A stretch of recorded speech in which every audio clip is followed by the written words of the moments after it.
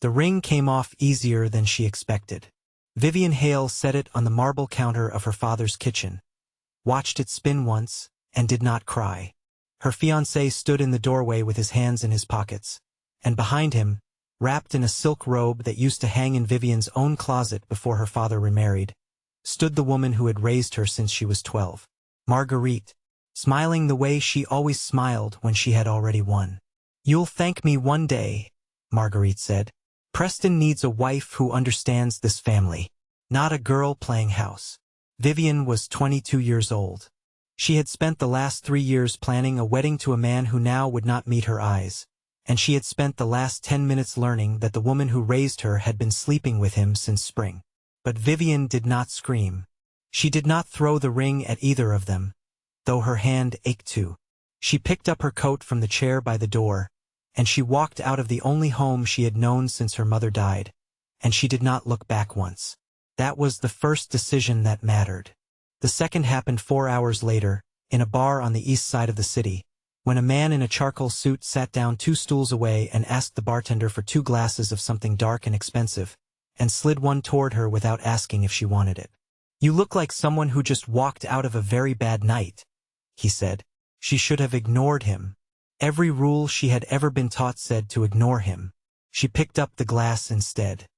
His name was Dante Moretti, and she did not know yet what that name meant on the streets north of where they sat, did not know the weight it carried in rooms she had never been allowed into. She only knew that his eyes were the color of wet slate, that his hands were still in a way most men's hands were not, and that when he asked her name, he said it back to her slowly, like he was testing whether it fit. "Vivian," he repeated. "Was he a fool? Whoever left you tonight?"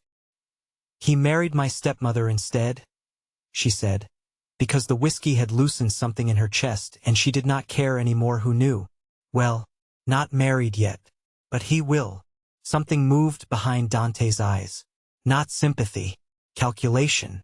That's an expensive kind of foolish," he said. She laughed, short and humorless. "You have no idea." He had more of an idea than she could have guessed. Preston Colt's family owned 3 shipping terminals on the eastern seaboard, terminals that moved more than furniture and electronics through their gates, terminals that Dante Moretti's own organization had been trying to gain leverage over for 2 years without success. And here, sitting beside him with mascara smudged under one eye and a spine that had not once bent since she sat down, was the woman Preston Colt had just publicly humiliated in front of half the city's old money. Dante did not believe in accidents. He believed in openings. "Have dinner with me," he said. "Not tonight. Tomorrow. Somewhere with better light than this." "I don't know you." "No," he agreed. "But you know Preston Colt, and right now so do I." That was not romance. That was not even honesty, not fully, not yet. It was the first move in a game Vivian did not know she had already stepped inside. She said yes anyway, because the alternative was going home to an empty apartment and replaying Marguerite's smile until sunrise, and because something in her, something she would not admit to for weeks, wanted to know what a man like this looked like when the lights were better. She did not know his last name yet meant something to men who wore badges and men who wore worse things than badges. She only knew that, for the first time in 6 hours, she felt like she was choosing something instead of having something taken from her. She had no idea how much that choice would cost or how much it would give her back. Dinner happened at a restaurant with no sign on the door, the kind of place Vivian had walked past a dozen times without knowing it existed.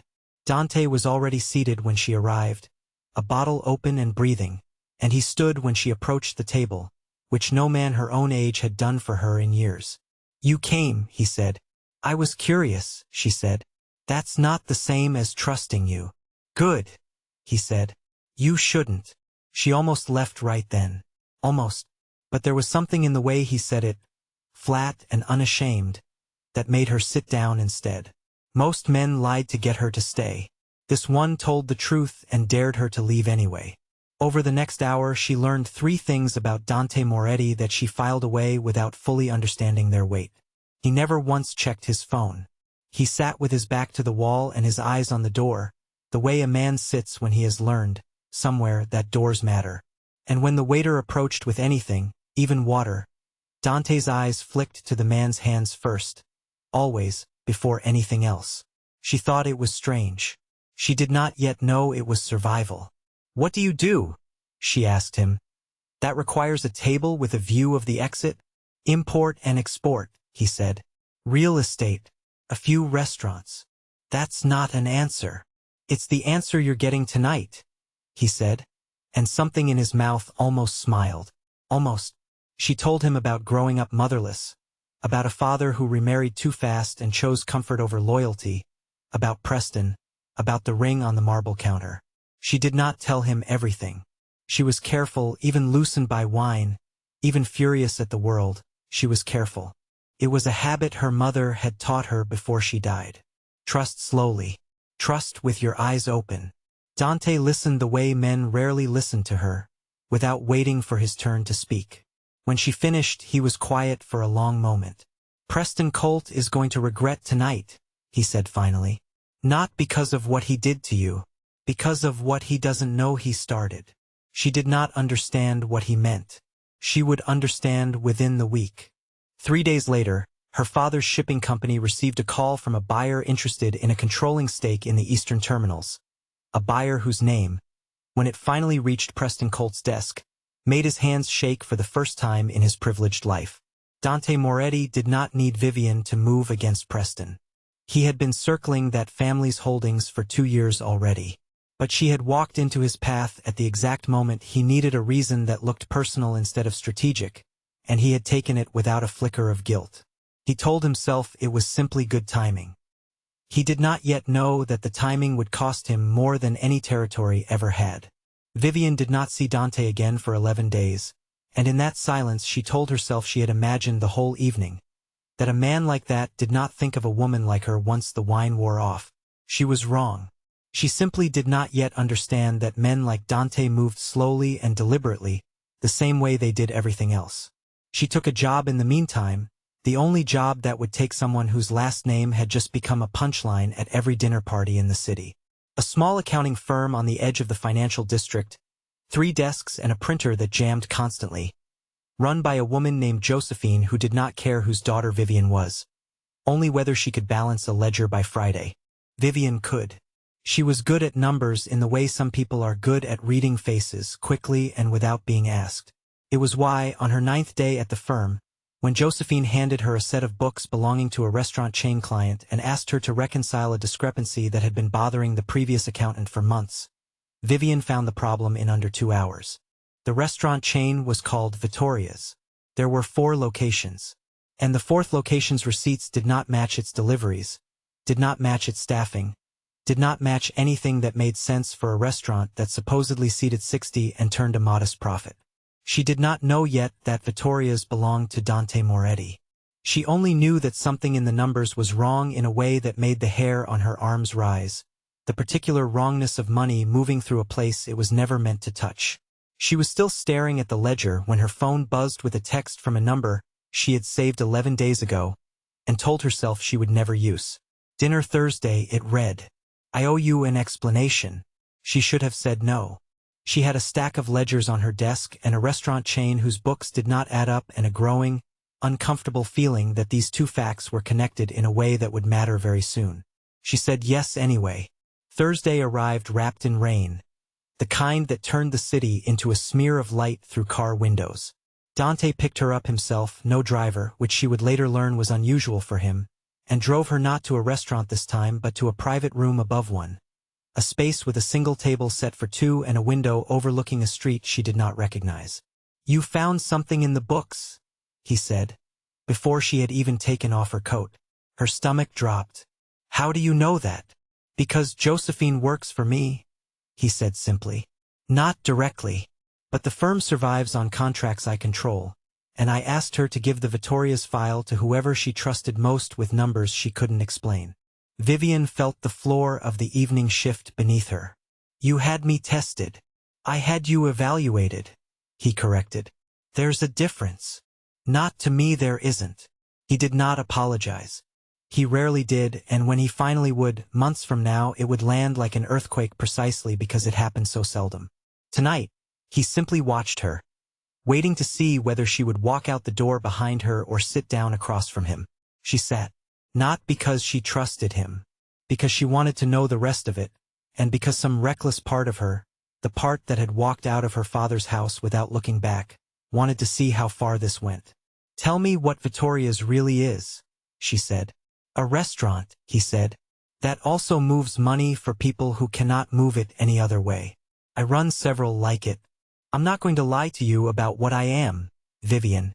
I don't lie to people I intend to keep around." The word landed strangely. Keep around. Not date. Not court. Keep.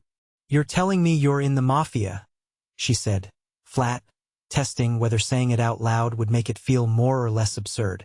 "I'm telling you my family has run parts of this city since before either of our parents were born," he said. "And I'm telling you that in 11 days, I've thought about you more than I've thought about anything else, including the 3 shipments I'm currently supposed to be worrying about." She should have left. Every instinct her mother ever gave her screamed to leave. But there was something underneath the danger. Something that made her stay in her chair with her hands folded on the table instead of reaching for her coat. He had not lied. He had not performed. He had simply told her what he was and let her decide. And no one, not her father, not Preston, not Marguerite, had ever given her that particular respect. "I need time," she said.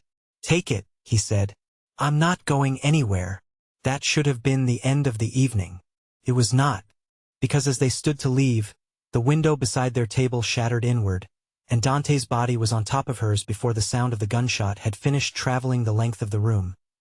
His hand pressed flat against the back of her skull, his weight covering her completely as glass rained down around them both.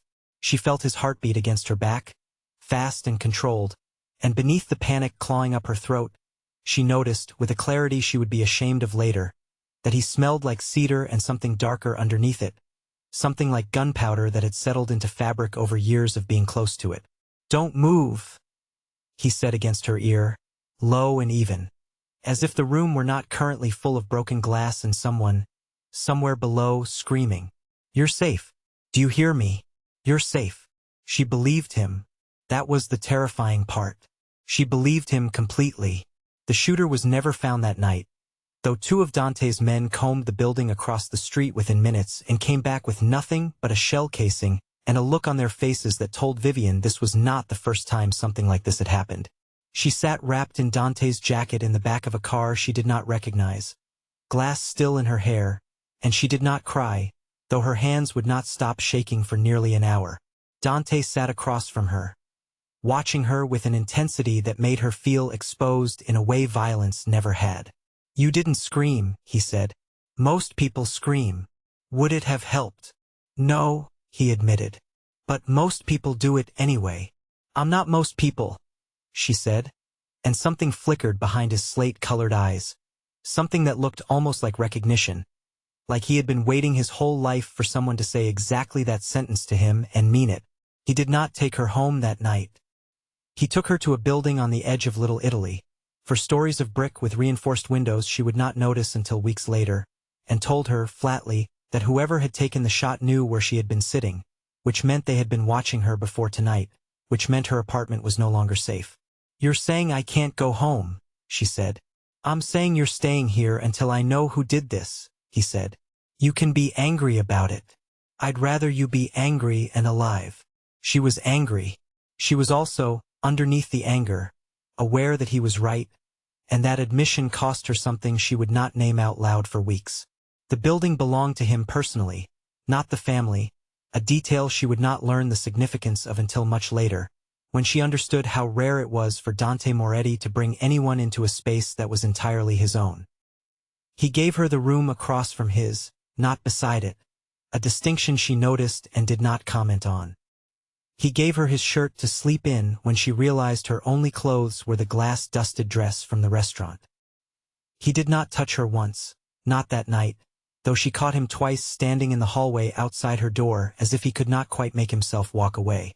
In the morning, she found him in the kitchen, sleeves rolled to his elbows, making coffee with the kind of precision he probably applied to everything in his life. He did not hear her come in, and for a moment she watched him without him knowing, watched the stillness in his shoulders, the way his jaw worked when he thought no one was looking, and she understood, with sudden and unwelcome clarity, that whatever this was becoming, It had already gone too far to undo simply by walking away. "You should go back to your old life," he said, without turning around, as if he had felt her watching. "The Vivian who married rich boys and forgave the people who hurt her. That Vivian was safer." "That Vivian doesn't exist anymore," she said. "You made sure of that the moment you sat down at that bar." He turned then, and for the first time since she had met him, something in his expression cracked slightly, something raw and unguarded showing through the calculation he wore like armor. "My brother sat in a chair like that once," he said, nodding toward the stool where she'd sat that first night. Though they were nowhere near the bar now, the memory simply surfacing unbidden. "Vincenzo. He trusted the wrong man at the wrong table, and I wasn't there fast enough. I've spent 6 years making sure I'm always fast enough since then. I don't know how to be anything else anymore." It was the first time he had told her anything true about the wound underneath the armor, and she understood instinctively that this was not a story he told often, if ever. She did not offer sympathy. She sensed correctly that he did not want it. "Is that why you didn't let go of me last night?" she asked instead. "Even after the shooting stopped." He did not answer immediately. When he did, his voice had dropped into something quieter than she had heard from him before. "I didn't let go," he said, "because I didn't want to." The kitchen felt smaller after that. She should have moved away. She did not. They stood there, coffee going cold between them, the space between their bodies charged with something neither of them was ready to name, until his phone buzzed on the counter and broke whatever had been building, and he answered it with the flat, controlled voice of a man returning to the version of himself the world required. But something had shifted, and they both knew it, and neither of them said a word about it for 3 more days. Those 3 days taught Vivian more about Dante Moretti's world than she had learned in the 11 days before them. She watched men come and go from the house at all hours, watched Dante hold court in the front room with a stillness that made grown men choose their words with visible care. She watched him take a phone call that ended with him saying only 4 words, "Take care of it," and watched the man on the other end of that call go pale even through the receiver, as if he could feel the weight of those 4 words from 100 miles away. She learned that the shooting outside Vittoria's had not been random. A rival family, the Ferraros, had been pushing into territory Dante's father had claimed 40 years earlier, and someone inside Dante's own organization had leaked his schedule for the evening, which meant the enemy was not only outside the walls but inside them. She also learned, from an old capo named Salvatore who treated her with careful, old-fashioned courtesy, that the investigation into who leaked Dante's schedule had a name attached to it already. A man named Rocco, one of Dante's own soldiers, someone Dante had personally vouched for 8 years earlier when Rocco first came up through the ranks. "Betrayal from inside cuts different than from outside," Salvatore told her, over coffee she had not asked for but drank anyway. "Dante has never forgiven himself for his brother. He is not going to survive losing someone else he vouched for personally. Not the same way twice." Vivian filed that information away carefully. She did not yet know what she would do with it. She only knew that she understood, suddenly and completely, why Dante moved through the world the way he did, coiled and watchful. A man who had built an entire empire around never again being caught unprepared. That evening, she found herself in the study going through the Vittoria's ledgers Dante had finally allowed her to see in full, the real books beneath the false ones, and she found something that made her blood run cold. A pattern of withdrawals tied not to Rocco, but to a name she recognized from an entirely different part of her life. A shell company registered to a subsidiary of the cult shipping empire. Preston's family. She sat with that discovery for nearly an hour before she brought it to Dante, turning it over from every angle, understanding immediately what it meant. Preston's family was not simply a target Dante had chosen out of convenience after her humiliation. Preston's family had been laundering money through channels connected to the very organization now trying to kill Dante, which meant the Ferraro attack and Preston Colt's business were tangled together in ways neither Vivian nor Dante had fully understood until this moment. She found him in his study at midnight, the ledger in her hands, and she set it down on the desk between them without a word. The way she had learned in this house that important things were sometimes said in silence rather than speech. Dante read the page twice. When he looked up, his expression had gone very still. The particular stillness she had learned meant something dangerous was moving beneath the surface. Your former fiancé's family is funding the people trying to kill me, he said. Yes. You could have kept this from me, he said, watching her carefully. You could have used it as leverage or protected them out of whatever loyalty is left, or simply said nothing and let this play out without you in it. I know, she said. Why didn't you? She held his gaze steady, the way she had learned to hold it since the night the window shattered beside them. Because I'm not protecting people who don't deserve protecting. Not anymore. Not for anyone. Something moved through him then. Something she recognized because she had felt its shape building in her own chest for days. He crossed the room in 3 steps and stopped close enough that she could feel the heat coming off him. Close enough that neither of them pretended anymore that this was only about ledgers or leverage or survival. You could have walked away from all of this a week ago, he said low. Why are you still here? Because you told me the truth when you didn't have to, she said. And because I'm done being the woman things happen to instead of the woman who decides what happens next. He did not kiss her. Not yet. But his hand came up to her jaw, careful, deliberate, the same precision he brought to everything, and he said her name once in a voice that was different from the voice he used with anyone else in this house, in this city, in this life. Vivian, he said. And it sounded like a vow he had not meant to make yet. She did not pull away. That was the confession. Neither of them needed to say anything else. The information about Preston's family changed everything, and it changed it fast. Dante called a meeting that night, men filling the front room until it felt smaller than it was, and Vivian sat at the edge of it, not asked to leave, which she understood was its own kind of statement to everyone present. Rocco, the soldier Salvatore had warned her about, was in that room. Vivian watched him from across the space, watched the way his eyes moved too quickly toward the exits, the way his hands stayed too still in his lap, the exact opposite of the natural stillness Dante carried. She had spent the last week learning to read a room the way these men read rooms, and everything about Rocco read wrong. She leaned toward Dante during a lull in the discussion and said, quietly, "It's him. Watch his hands when Salvatore mentions the Ferraro payment schedule." Dante did not question her. He simply watched, and when Salvatore mentioned the payment schedule 2 minutes later, Rocco's hand twitched toward his jacket, an instinct so small most people would have missed it entirely.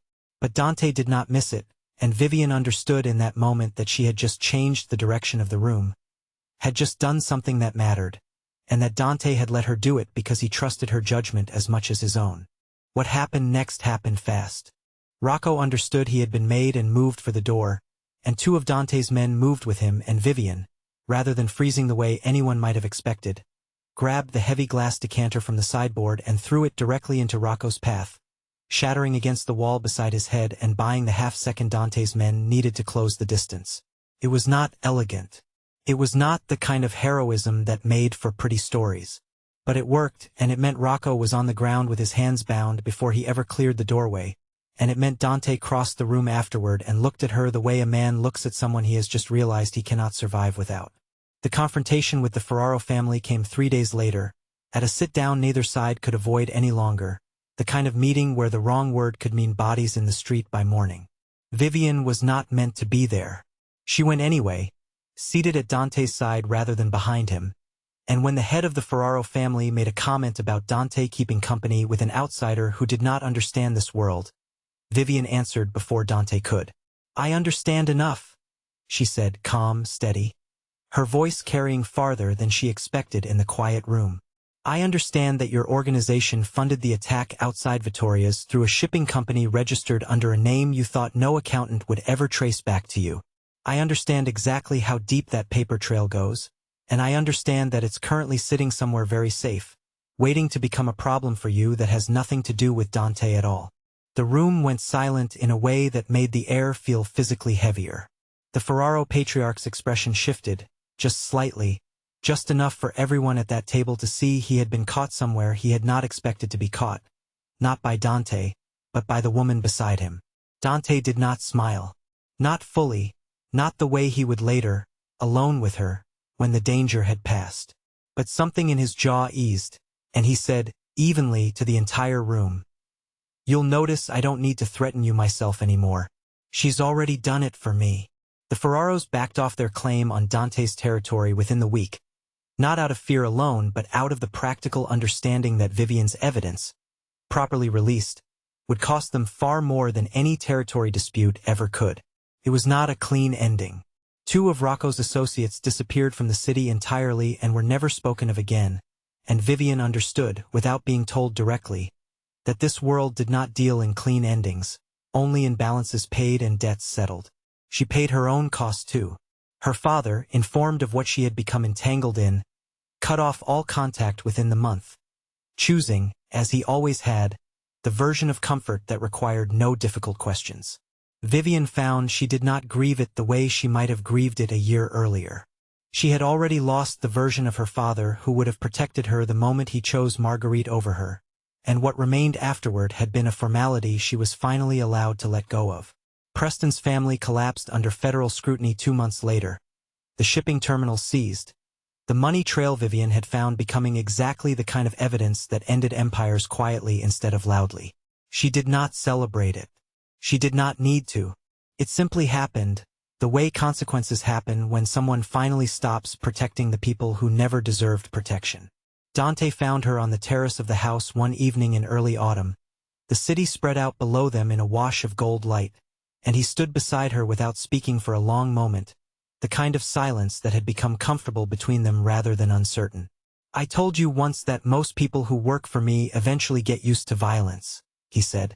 "I don't think you got used to it. I think you simply decided it wasn't going to be the thing that defined whether you belonged here." "I decided a lot of things that night at the bar," she said. "I just didn't know it yet." He turned to face her fully, and for the first time since she had known him, his expression held nothing guarded, nothing calculated, only the plain and unhidden truth of a man who had spent 6 years building walls and had finally stopped needing them around her. "I'm not going to ask you to marry me the way other men ask," he said. "I'm not going to get on one knee in a restaurant. This life doesn't work that way, and you already know that better than most women ever will. But I'm asking you to stand beside me in every room I walk into for the rest of my life, the way you stood beside me at that table 3 days ago. Not because I need protecting, because I want you there." Vivian looked at him for a long moment, at the man who had told her the truth when lying would have been easier, who had let her fight her own battles instead of shielding her from them, who had built an empire out of grief and control and had somehow, despite everything, made room in it for her without asking her to become smaller to fit. "I'm not becoming your matriarch because I need saving," she said. "I'm becoming her because I choose it. There's a difference." "I know," he said. "That's the only reason I'm asking." She did not answer him with words. She answered him by closing the distance between them herself, her hand finding the lapel of his jacket, and when their mouths finally met it was not soft or careful, it was certain, the way everything about this had become certain the moment she stopped waiting for someone else to decide her life for her. Below them, the city kept moving, indifferent to the empire changing hands quietly on a rooftop terrace, indifferent to the woman who had walked out of one life with nothing but a coat and walked into another with everything she had built herself, piece by piece, choice by choice. She had come to this city with a ring taken off too easily and a stepmother's smile burned into her memory. She left that version of herself behind somewhere between a shattered window and a ledger that changed everything. What remained was someone who understood exactly what she was choosing, and chose it anyway, with her eyes open and her hands steady. That was the only kind of ending this world ever offered. Not a fairy tale. A choice made in full knowledge of its cost, by a woman who had finally decided she would never again be the one things happened to. Months later, when people asked Vivian how she had known, that night at the bar, that Dante Moretti was worth the risk of everything she had left, she never gave them the answer they expected. She did not say it was his eyes, or his hands, or the danger that clung to him like the cedar in his cologne. She told them it was simpler than that. He had told her the truth when a lie would have cost him nothing, and in a life built entirely on people choosing comfort over honesty, that single fact had been enough to change the direction of everything that came after. She kept the ledger from Vittoria's in a drawer in the study, the one with the false numbers still visible beneath the corrections she had made, and sometimes, late at night, she would take it out and look at the page where she had first found the discrepancy that started all of it. Not as a trophy, as a reminder that she had built her place in this world with her own hands, one column of numbers at a time, and that no one, not her father, not Preston, not the woman who had smiled at her across a marble counter and thought she had won, could ever take credit for what came next. The matriarch of the Moretti family did not wear the title the way Marguerite had once worn her own borrowed authority, loudly and without earning it. Vivian wore it the way she did everything else. Quietly, deliberately, and completely on her own terms.